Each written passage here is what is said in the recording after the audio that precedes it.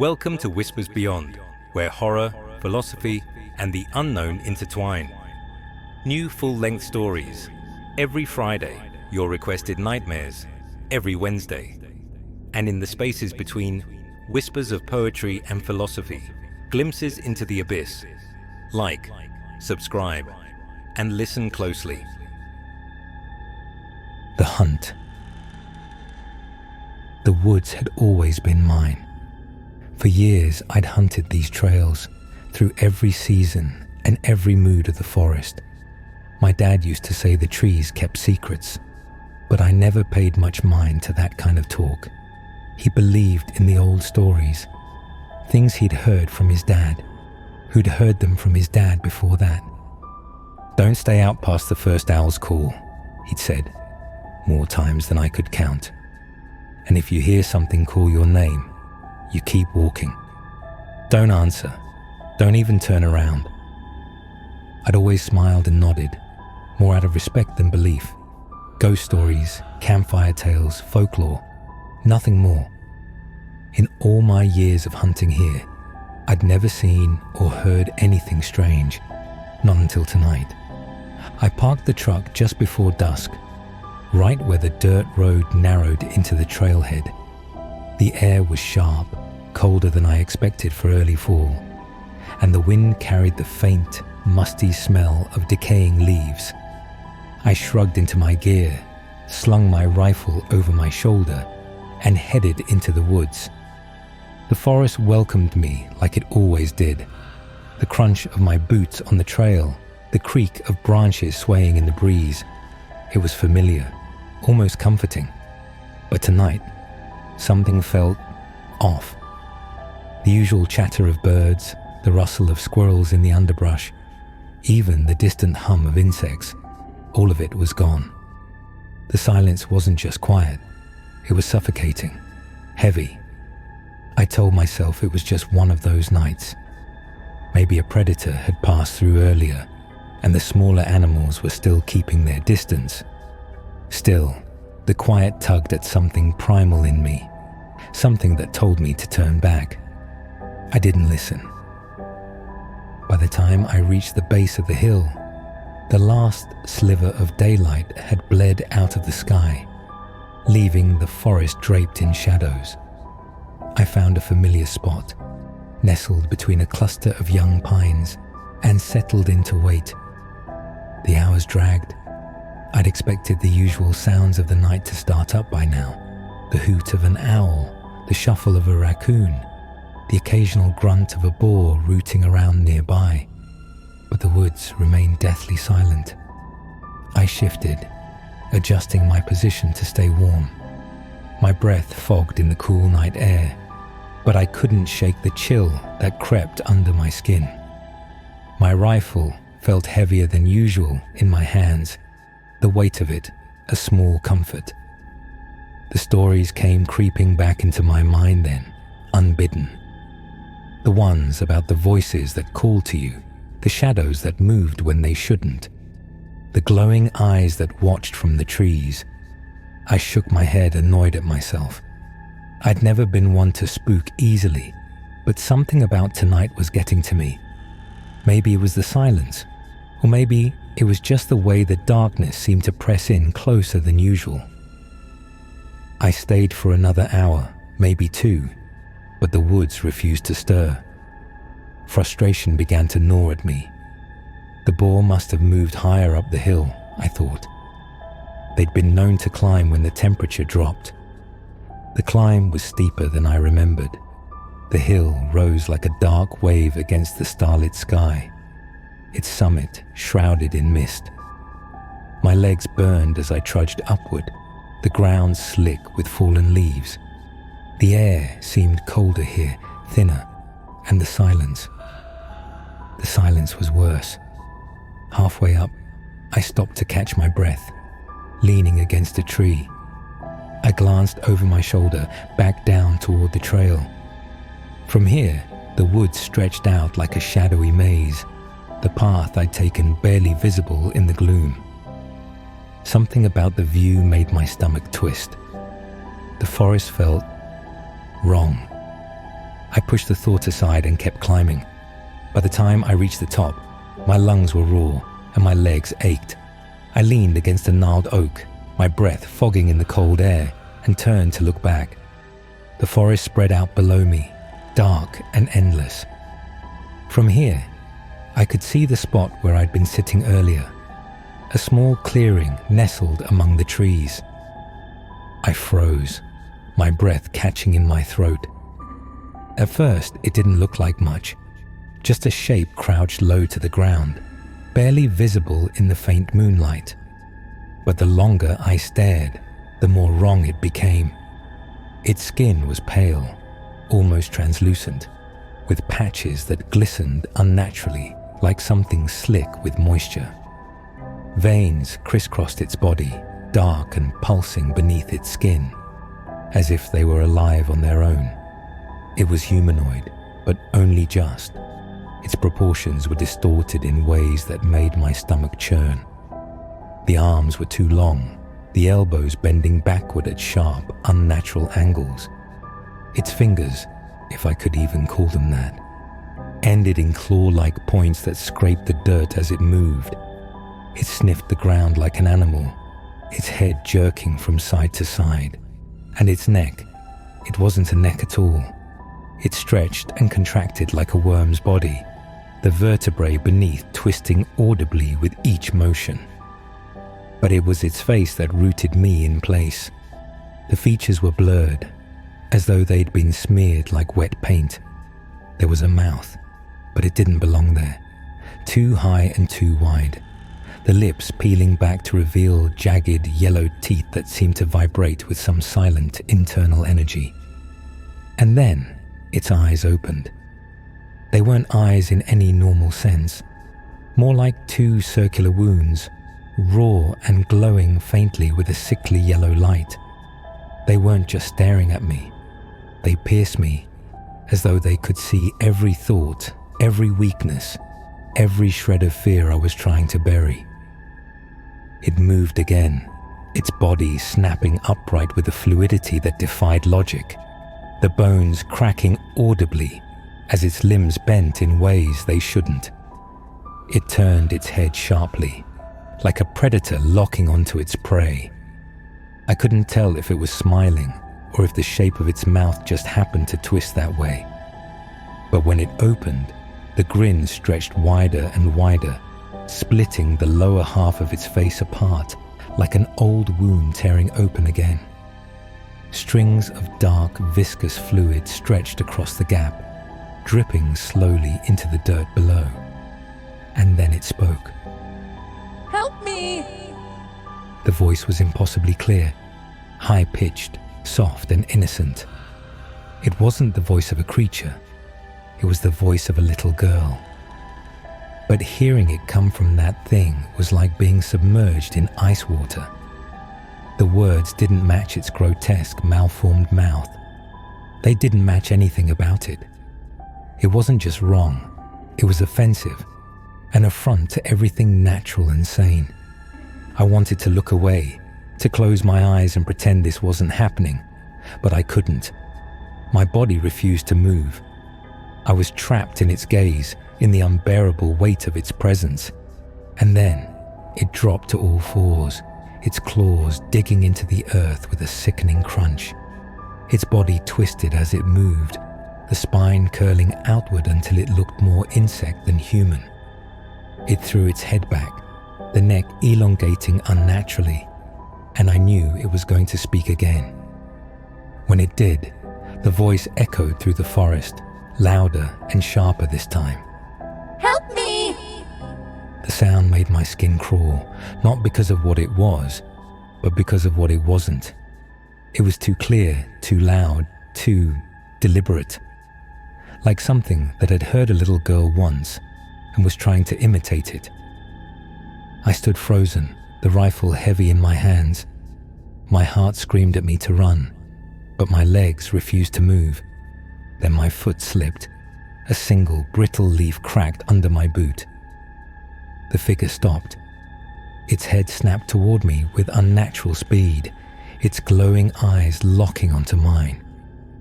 And then it moved. It moved faster than I thought possible, bounding forward on all fours like some grotesque animal. Its limbs didn't bend the way they should have, elbows and knees twisting in directions that made my stomach churn. But it wasn't just the speed or the way it moved that paralyzed me. It was its eyes. Those glowing, unblinking orbs stayed locked on me, burning through the darkness like twin lanterns. I couldn't look away, couldn't think past the cold, suffocating fear that gripped me. My mind screamed at me to run, to move, to do anything, but my body refused. The figure stopped just short of the clearing below me, crouching low to the ground. It tilted its head, watching me, and then it spoke again. Help me! It said, the little girl's voice sharp and pleading. It sounded closer this time. Too close. My fingers tightened around the rifle. The familiar weight of it, a small anchor against the storm of panic in my chest. I didn't want to shoot, couldn't shoot, but the thing wasn't human. I knew that now. No person moved like that. No person's voice could echo through the trees like a broken recording. The figure sniffed the air again, its head twitching and jerking. It moved forward another few steps, its limbs folding unnaturally beneath it. Then it stopped, crouching lower as if preparing to leap. My breath hitched, and I took a shaky step back. That tiny motion was enough. The figure threw its head back again, its mouth opening impossibly wide, and let out another, Help me! louder this time, the words twisting and breaking, like an animal choking on human speech. I stumbled, the leaves crunching beneath my boots, and the sound seemed to snap the creature out of whatever trance it was in. Its head shot forward, and it lunged toward me, claws digging into the earth as it ran. It was coming straight for me. I raised the rifle, my hands trembling so badly I almost dropped it, and fired a shot over its head. The crack of the gunshot echoed through the forest, the noise deafening in the unnatural silence. The creature skidded to a halt, its body jerking like a puppet yanked on strings. For a moment, I thought the shot had worked. Its head tilted again, those glowing eyes narrowing as it stared up at me. Then it smiled. The expression was so wrong, so horrifyingly human, that my stomach twisted in revulsion. Its mouth stretched wide, the teeth too sharp, too many, and its lips curled upward in a grotesque mimicry of joy. It crouched lower, muscles coiling like a spring. No, I muttered, taking a step back. My foot caught on a root, and I nearly fell, the rifle slipping from my grip. I scrambled to catch it, my heart pounding so hard it felt like it might burst. The creature tilted its head one final time, and then it charged. I turned and ran. My legs burned as I tore down the hill, branches whipping at my face and arms, the rifle banging against my back. The sound of its pursuit was unmistakable, its claws tearing into the earth, snapping twigs and crunching leaves in a frenzied rhythm that matched the pounding of my heart. The forest was a blur, the trees twisting into blackened specters as I stumbled through the underbrush. I couldn't stop to think, couldn't look back. Every instinct screamed at me to keep moving, to put as much distance as possible between me and that thing. But it was fast, too fast. The creature let out another cry, the voice of the little girl cutting through the night like a blade. Help me! It was closer now, impossibly close. I could feel its presence behind me, feel its breath on the back of my neck. My boot caught on a root, and I went down hard, my knee slamming into the ground. Pain shot through my leg, and for a terrifying moment, I thought I wouldn't be able to get up. The sound of its claws skidding to a stop behind me made my blood turn to ice. I rolled onto my back, scrambling to raise the rifle as the creature loomed over me.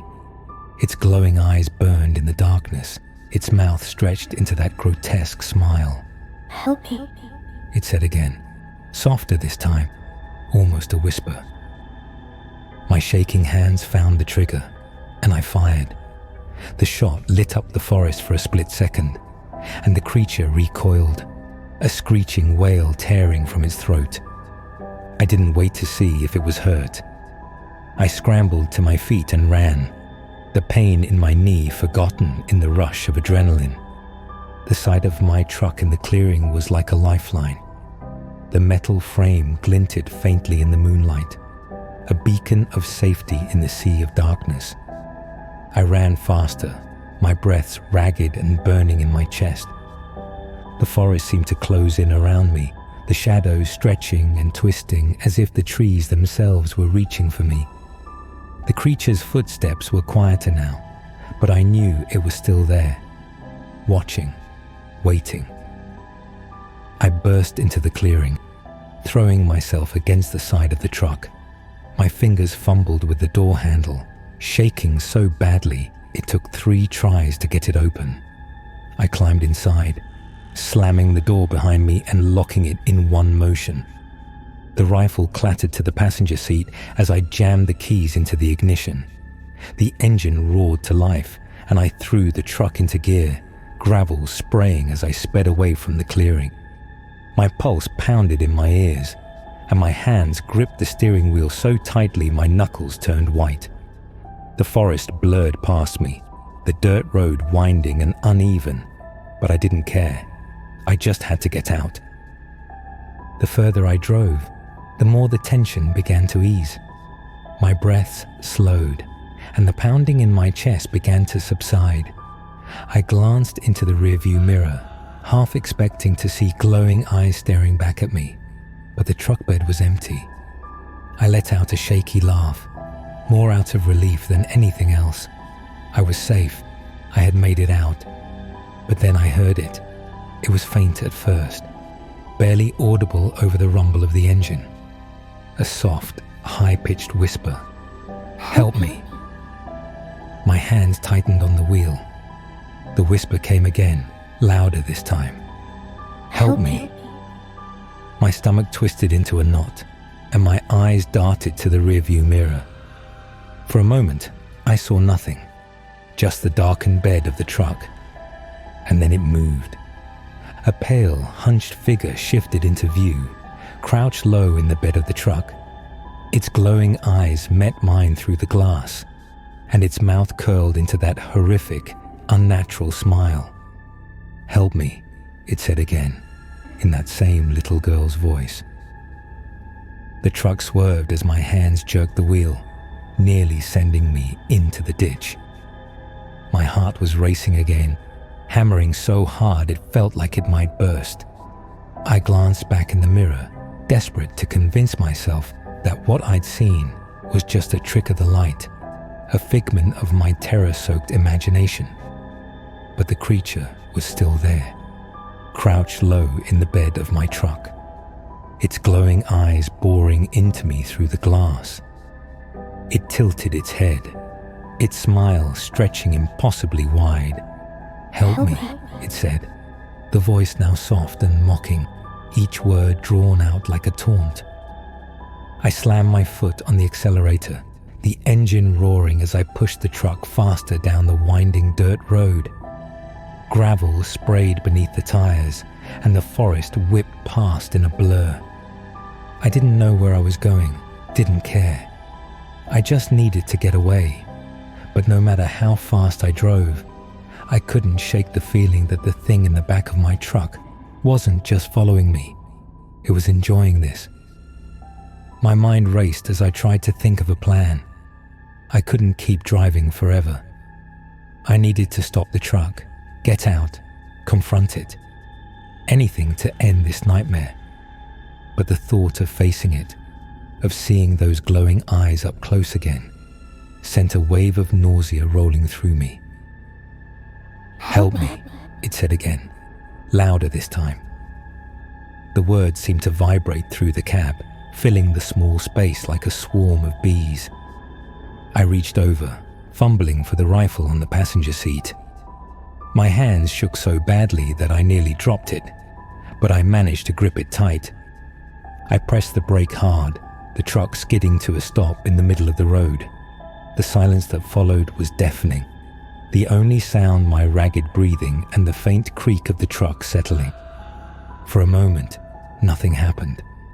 Then, slow and deliberate, the creature's pale fingers curled over the edge of the truck bed. It pulled itself up, its twisted body rising into view. The way it moved was all wrong, as if it were figuring out how to use its limbs for the first time. Its glowing eyes never left mine, and that smile, God, that smile stretched even wider. "Help me," it said again, the words now layered with something deeper, something guttural and inhuman beneath the surface. I raised the rifle, my hands trembling so badly I could barely aim. "Stay back," I shouted, the words catching in my throat. The creature didn't flinch. It tilted its head, that smile splitting wider until it seemed like its entire face might tear apart. "Help me," it repeated, the voice now a distorted cacophony of other voices, young and old, male and female, all speaking at once. I pulled the trigger. The gunshot shattered the stillness, and the creature jerked back, falling out of sight. For a moment, there was silence. I lowered the rifle, my heart pounding as I strained to see over the edge of the truck bed. The truck was empty. The relief was so overwhelming I nearly collapsed right there. I lowered the rifle to my lap, my breath coming in short, uneven gasps. It was over. But then, just as I reached for the gear shift, I heard it. It was right behind me. The sound was faint, a whisper so close it felt like it brushed against my ear. My body went rigid, the cold, paralyzing weight of dread sinking into my chest. I didn't turn around. I couldn't. The last thing I saw was the reflection in the rearview mirror, its glowing eyes staring back at me, and that horrible, endless smile. "Help me,"